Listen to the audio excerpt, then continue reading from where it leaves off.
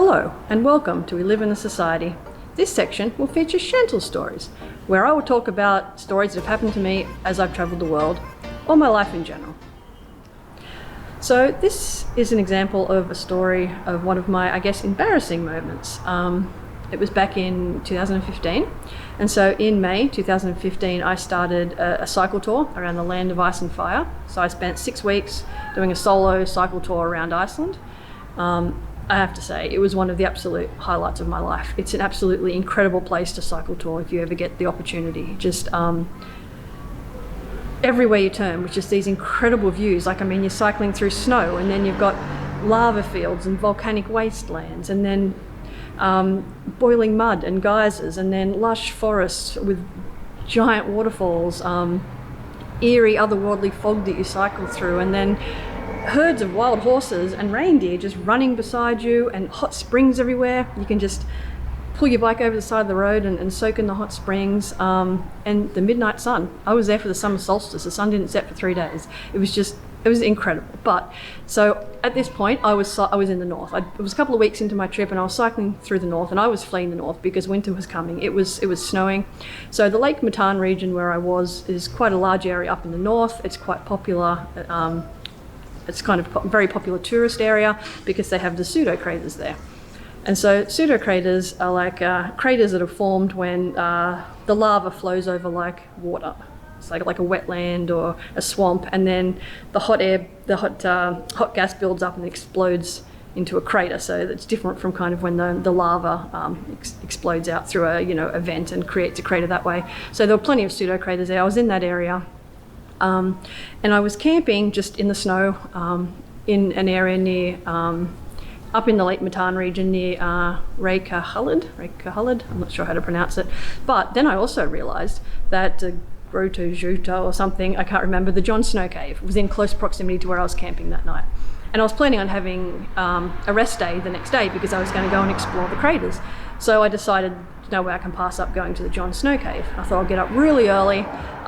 There weren't many people around. Like at that point I would maybe see 1 or 2 cars or other people the entire day. Like there were no people. It was great. And so I thought, well, I'll get up nice and early and go there. So I got up, it was snowing.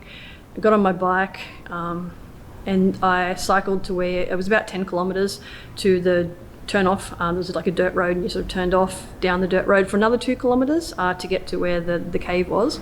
So I cycled down there. It was quite hard going because it was a very rough dirt road and it was snowing. So I arrived, I got there, and then I climbed down because it's like the cave is down in like a crumbling lava tube. So I climbed down into there, and there was another couple in there which quite surprised me, but they looked like they'd been there a while and they were about to leave, but they asked me to get a photograph for them, which I did.